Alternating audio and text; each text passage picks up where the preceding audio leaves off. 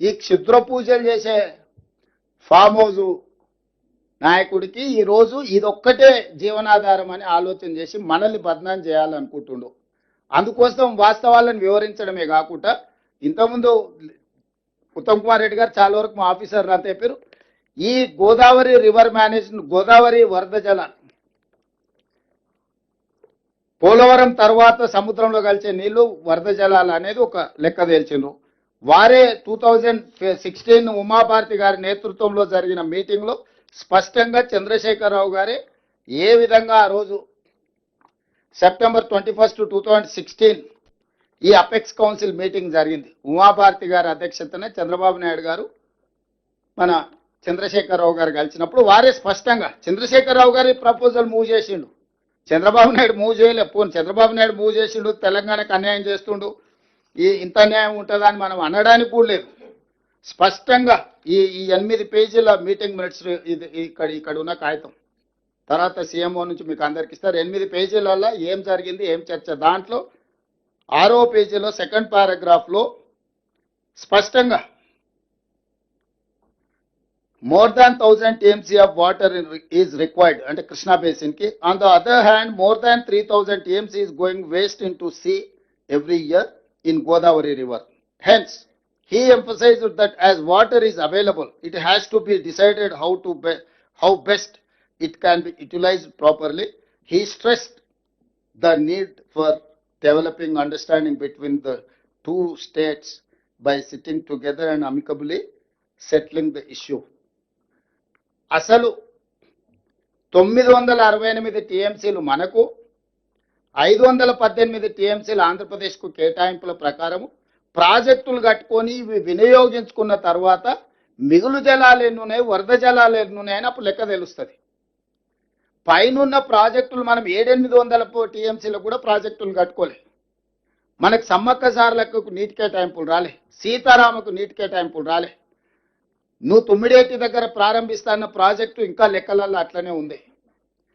ఈరోజు శ్రీరామ్ సాగర్ కట్టిన దానికి మొత్తం స్టిల్టు నిండిపోయి దాదాపుగా 40-50 టీఎంసీలు దాని రిజర్వాయర్స్ కెపాసిటీసే తగ్గిపోయినాయి. మరి గోదావరి బేసిన్ మీద 968 టీఎంసీల నికర జలాలు కేటాయింపున్న తెలంగాణ రాష్ట్రం ఆ 968 టీఎంసీలకు ప్రాజెక్టులు కట్టుకొని వినియోగించుకున్న తర్వాత వాటి వాడకం అయిపోయిన తర్వాత ఆ తర్వాత ఆంధ్రప్రదేశ్ కూడా 518 కట్టుకుంటే ఇంకా మిగిలితే మిగులు జలాలు, ఆ పైన వచ్చేటి వరద జలాలు. మరి చంద్రశేఖరరావు గారికి ఏ దేవుడు చెప్పిండో 3000 టీఎంసీలు ప్రతి సంవత్సరం వరద జలాలు సముద్రంలో కలుస్తున్నాయని లేని ఏగు పెట్టి రాచపుండును పెట్టిందే చంద్రశేఖరరావు. ఈ రాచపుండు బేసిస్ మీద ఈ బేసిన్లో చంద్రబాబు నాయుడు గారు 2016లోనే జీఓఆర్ నెంబర్ 262 క్లియర్గా ఆయన ఏమి ఇచ్చిండు, వ్యాప్కోస్కి సర్వే కోసము preparation of detailed project report providing water supply for drinking, industrial and irrigation needs of Rayalaseema, Prakasam and Nellore district by diverting flood waters from Godavari river to Penna river. 2016 నాడే చంద్రశేఖరరావు గారు ఏ రోజైతే ఉమాభారతి గారి దగ్గరికి వెళ్ళి 3000 టీఎంసీలు ఉన్నాయని ఈ రాచపుండును మనకు అంటించిండో తెలంగాణకు, అప్పుడే చంద్రబాబు నాయుడు గారు వ్యూహాత్మకంగా దీని సర్వే కోసం ఇమ్మీడియట్గా 5 కోట్ల రూపాయల సర్వే కోసం ఇచ్చి వ్యాప్కోస్కి ఆ రోజు జీవో ఇచ్చి చేసిండు. దాని తర్వాత ఇన్ కంటిన్యూషన్ ఆఫ్ దట్ ఇంకా అవతల నుంచి కూడా తీసుకెళ్లడానికి మళ్ళీ జీఓఆర్ నెంబర్ 230 29/3/2018 ఇంకొక జీవో ఇచ్చింది దీని కొనసాగింపుగా. ఈ రెండింటి నేపథ్యంలో ఫేజ్ 1 కింద దాదాపుగా 200 పేజీల రిపోర్టు వ్యాప్కోస్ వాళ్ళు ఆంధ్రప్రదేశ్కి 2018లోనే సబ్మిట్ చేశారు. దాంట్లో 4 రకాల ప్రతిపాదనలు. పెన్నాకు గోదావరి జలధార 4 ఆప్షన్స్ ఇచ్చారు. ఆప్షన్ 1, ఆప్షన్ 2, ఆప్షన్ 3, ఆప్షన్ 4 4 రకాల ఆప్షన్స్ ఉన్నాయి. ఇందులో option 4 is the best option. దీని ప్రకారం 400 టీఎంసీలు తీసుకొచ్చి ఈ రోజు మనం 200 టీఎంసీ గురించి మాట్లాడుతున్నాం. యాక్చువల్గా this project is design for 400 TMC, not for 200. టెంపరీగా ఇన్ఫ్రాస్ట్రక్చర్ అంతా 200 టీఎంసీకి చూపిస్తున్నారు, కానీ వాళ్ళు సివిల్ వర్క్లు మొత్తము ఇప్పుడు పంపించిన పిఎఫ్ఆర్ ఏదైతే ఉందో ఫీజిబిలిటీ రిపోర్ట్ ఏదైతే ఇచ్చిండ్రో అందులో 300 టీఎంసీకి ఆల్రెడీ డిజైన్ చేశారు. పంపులు మాత్రమే ఫిట్ చేస్తున్నారు. ఇంకొక 100 టీఎంసీకి 200 టీఎంసీలకు పంపులు ఫిట్ చేస్తారు. 300 టీఎంసీకి మొత్తం ప్రాజెక్టులు కడుతున్నారు, కెనాల్స్ కానీ పంపులు ఫిట్ చేసుకోవడానికి అవసరమైన కాంక్రీట్ స్ట్రక్చర్స్ ఇవన్నీ. సో 400 టీఎంసీని ఏ విధంగా అప్ టు ప్రకాశం నెల్లూరుకి తీసుకెళ్లాలను 2016 నాడే చంద్రశేఖరరావు గారు చెప్పుడు, చంద్రబాబు నాయుడు గారు ఇదే అదనుగా తీసుకొని పనులు మొదలుపెట్టుడు. చంద్రబాబు నాయుడు గారి హయాంలోనే మొదటిసారి చంద్రబాబు నాయుడు గారి హయాంలోనే ఇన్ని పేజీల రిపోర్టు వ్యాప్కోసు ఆంధ్రప్రదేశ్ గవర్నమెంట్కి ఇచ్చింది. ఏ ఒక్క రోజు కూడా చంద్రబాబు నాయుడు గారు ఉన్నప్పుడు 16 నుంచి 19 వరకు ఏ ఒక్క రోజు ఇది చంద్రబాబు నాయుడు గారిని వ్యతిరేకించలేదు చంద్రశేఖరరావు గారు. ఇది వదిలేసి 2019లో మళ్ళీ జగన్మోహన్ రెడ్డి గారు రాగానే ఇప్పుడు అన్ని పవర్ పాయింట్ ప్రజెంటేషన్లు చూపించారు. In continuation of Chandrababu Naidu proposal, Jaganmohan Reddy గారు వచ్చినాక కూలంకషంగా డీటెయిల్డ్ ప్రాజెక్టుతోని ఇదే ప్రగతి భవన్లు ఇక్కడనే మిత్రులు పొన్నం ప్రభాకర్ గారు చెప్తారు, ఇదే ప్లేస్లో జగన్మోహన్ రెడ్డిని పిలిచి మంచి భోజనం పెట్టి పవర్ పాయింట్ ప్రజెంటేషన్ ఇచ్చి ఏ విధంగా గోదావరి జలాలను పెన్నా పరివాహక ప్రాంతానికి బంకచెర్ల వరకు తరలించుకెళ్లాలను చంద్రశేఖరరావు గారే వాళ్ళకి మొత్తం నేర్పిండు. ఈరోజు ఆయన 80,000 పుస్తకాలు చదివిన తెలివితేటలు విశ్వాసం ఏదైనా ఉంటే తెలంగాణ ప్రజల పట్ల చూపించాలి. వారు చంద్రబాబు నాయుడు ఇక్కడికి వచ్చినా గోదావరి జలాలే తీసుకుపోతామన్నారు, జగన్మోహన్ రెడ్డి ఇక్కడికి వచ్చినా గోదావరి జలాలే తీసుకుపోతామన్నారు, చంద్రశేఖరరావు గారు నగరి రోజా గారింటికి వెళ్ళినా కూడా గోదావరి జలాలని మీకు ఇచ్చి రాయలసీమను రతనాల సీమ చేస్తా అన్నాడు. అంటే మా ఇంటికి వస్తే ఏం తెస్తావు, మీ ఇంటికి వస్తే ఏం పెడతావు అనే విధానము స్పష్టంగా ఇక్కడ ఉంది. ఈ నేపథ్యంలో రెండోసారి ముఖ్యమంత్రికి వచ్చిన చంద్రబాబు నాయుడు గారు పాత ఫైల్స్ కన్నిటికీ దుమ్ము దులిపి ఇప్పుడు ఆ పనులను ముందుకు తీసుకెళ్లడానికి మొదలుపెట్టిండ్రు. మేము స్పష్టంగా చెప్పినాం, కృష్ణానదిలో మా ప్రాజెక్టుల అన్ని నీటి కేటాయింపులు, గోదావరి ప్రాజెక్టులో మా ప్రాజెక్టుల నీటి కేటాయింపులు అన్ని వివాదాలు పరిష్కారం అయితే తప్ప మిగులు జలాలు అనేది లెక్క తేలదు. కాబట్టి గోదావరి బేసిన్లో మా పెండింగ్ ప్రాజెక్టులు ప్లస్ 968 టీఎంసీ వాటర్ ప్రాజెక్టులు మేము మొత్తం కట్టుకున్న తర్వాత మిగులు జలాల పైన వరద జలాలు ఉంటే అవి ఎన్ని మిగిలినాయి, దాంతో మాకెంత వస్తుంది మీకెంత వస్తుంది. మళ్ళా మిగులు జలాల మనకు వాటా ఉన్నది, వరద జలాలలో కూడా మనకు వాటా ఉన్నది. నికర జలాలలో ఏ విధంగా అయితే ప్రపోర్షనేట్గా 968 టీఎంసీ మనకు 518 టీఎంసీ ఆంధ్రప్రదేశ్కి వచ్చిందో అదేవిధంగా గోదావరిలో ఉండే మిగులు జలాలు కావచ్చు, గోదావరిలో ఉండే వరద జలాలు కావచ్చు, ప్రపోర్షనేట్గా తెలంగాణకు కూడా ఒక రైట్ వస్తుంది. ఇవన్నీ చర్చించుకోవాలంటే ఆఫీసర్స్ లెవెల్లో ఫస్ట్ డిస్కషన్ జరగాలి, ఆ తర్వాత అక్కడ ఇది కాకపోతే మన మంత్రుల కమిటీలో జరగాలి, అక్కడ కూడా పరిష్కారం కాకపోతే అపెక్స్ కౌన్సిల్లో కూర్చొని మాట్లాడుకోవాలి. అప్పుడు మాత్రమే నికర జలాల లెక్కలు తేలిన తర్వాత మిగులు వరద జలాల మీద చర్చ జరుగుతుంది. మిగులు వరద జలాలలో తెలంగాణకి ఎంత వస్తుందో కూడా లెక్క రాసుకోవాలంటున్నాం మేము. ఇప్పుడు సింపుల్గా సముద్రంలోకి వెళ్తూనే మేము తీసుకెళ్తున్నాం. చంద్రశేఖరరావు గారు 2016 నుంచి 2023 వరకు మాకు సంపూర్ణంగా సహకరించిండు. మా ఎడారిగా మారిన రాయలసీమను రతనాల సీమ చేస్తా అన్నాడు. కేవలము రాగి సంకటి రొయ్యల పులుసుకే మాకు ఇంత అవకాశం ఇచ్చిండు చంద్రశేఖరరావు గారు. ఉత్తమ్ కుమార్ రెడ్డి రేవంత్ రెడ్డి ఎందుకు అడ్డం పడుతున్నారు అని ఇప్పుడు వాళ్ళ బాధ. ఉత్తమ్ కుమార్ రెడ్డికి రేవంత్ రెడ్డికి రొయ్యల పులుసు కానీ రాగి సంకటితో పనిలేదు. తెలంగాణ ప్రజల యొక్క హక్కులతోనే మాకు సంబంధం. వ్యక్తులు ఎవరికైనా పరిచయం ఉండవచ్చు, వ్యక్తులు పరిచయం ఉన్నంత మాత్రాన రాష్ట్ర రైతాంగం యొక్క హక్కులను తాకట్టు పెడతామా? ఈ తెలంగాణ రాష్ట్రం ఇచ్చిందే కాంగ్రెస్ పార్టీ. ఈ తెలంగాణ రాష్ట్రాన్ని కాపాడుకోవాలనే తాపత్రయం ఉన్నది కాంగ్రెస్ పార్టీకి. ఆ కాంగ్రెస్ పార్టీ ఈరోజు తెలంగాణ రాష్ట్రంలో ప్రభుత్వం ఉంది. మేము అహంకారంతోనో నిర్లక్ష్యంతోనో గొప్పల కోసం వ్యవహరించదలుచుకోలేదు. నేను సాంకేతికంగా అంశాలను ప్రభుత్వాల ముందు, రాజకీయపరమైన విధానంతో ప్రజల ముందుకు, న్యాయపరమైన విధానాలతోని ఎక్కడ కొట్లాడాలనో అక్కడ కొట్లాడతాము. అందుకే ఈరోజు నేను ఆంధ్రప్రదేశ్ ముఖ్యమంత్రి గారికి సూచన చేస్తున్నా. పైనున్న ప్రాంతం మాది, మీరు వదిలితేనే కదా మాకు వస్తుంది అని అంటారు. బాగానే ఉంది, నదీ పరివాహక విధానం కరెక్టే.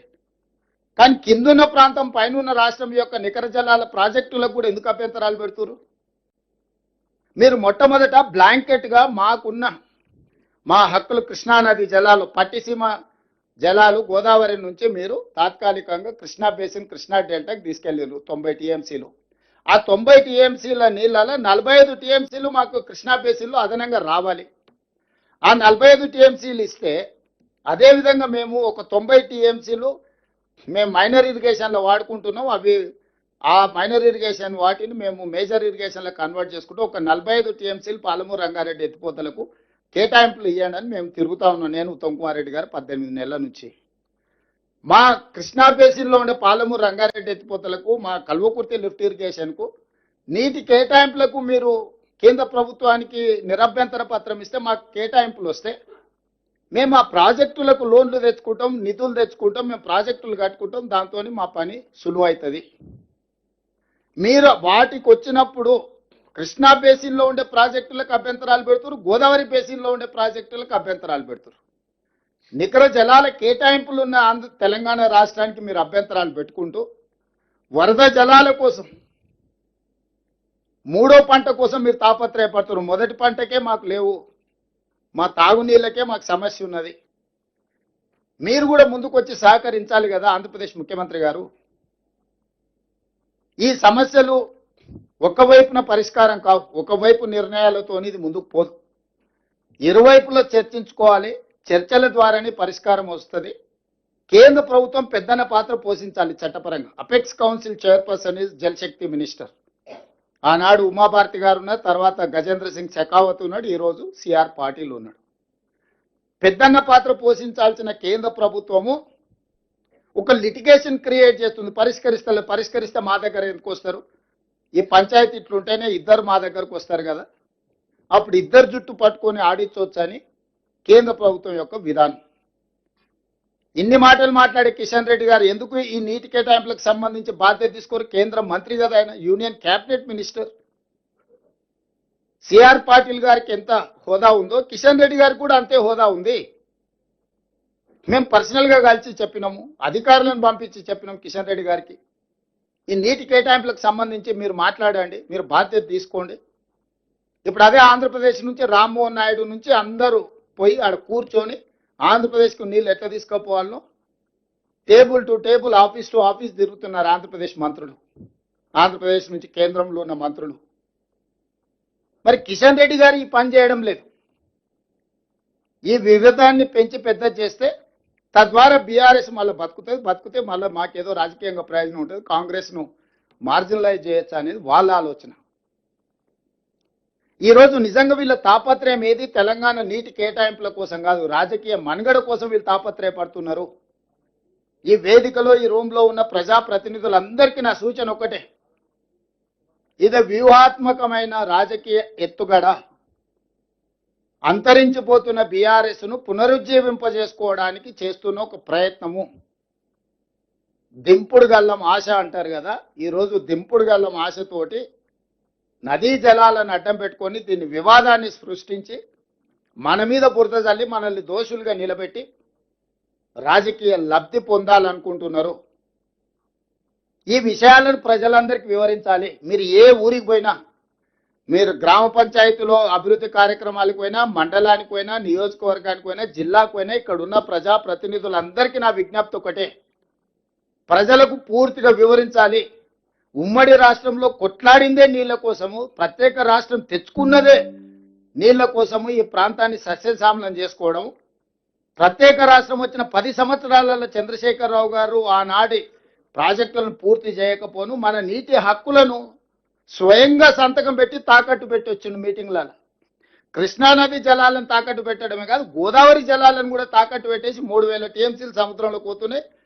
మీరు పోలవరం కింది నుంచి గోదావరి జలాలను పెన్నా బేసిన్ వరకు, కృష్ణా బేసిన్ దాటి పెన్నా బేసిన్ వరకు, ఒంగోలు ప్రకాశం వరకు కూడా తీసుకెళ్ళండి అని ఈరోజు ఆ రాచపుండును ఆయన పెడితే అది ఈరోజు మనకు ఒక సమస్యగా సృష్టించాలని వాళ్ళు ప్రయత్నం చేస్తున్నారు.